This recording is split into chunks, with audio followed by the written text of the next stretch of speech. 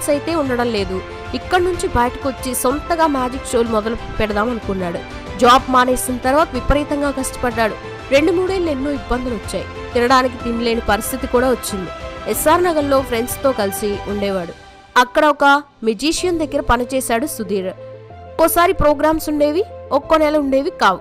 కొన్నిసార్లు వాటర్ కొనుక్కోవడానికి డబ్బులు లేక సింక్లో వచ్చే నీళ్లు కూడా తాగి కడుపు నింపుకునేవాడు. ప్రియా పికిల్స్ తెచ్చుకుని అన్నం వండుకొని తిని పడుకునేవాడు. తర్వాత షోలు పెరిగాయి. యాంకరింగ్ మొదలుపెట్టాడు. ఈవెంట్స్ చేయడం మొదలుపెట్టాడు. తర్వాత నుంచి అతని లైఫ్ మారిపోయింది. ఈటీలో ప్రసారమైన మల్లెమాల ఎంటర్టైన్మెంట్ నిర్మించిన జబర్దస్త్ కామెడీ షోలో ఛాన్స్ వచ్చింది.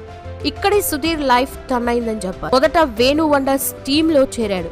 అతనిలోని కామెడీ టైమింగ్స్ నచ్చింది. అతనిలో కామెడీ టైమింగ్ బాగా ఉండడంతో తర్వాత టీం లీడర్ని చేశారు. Sudheer best and getup Seenu auto Ramprasad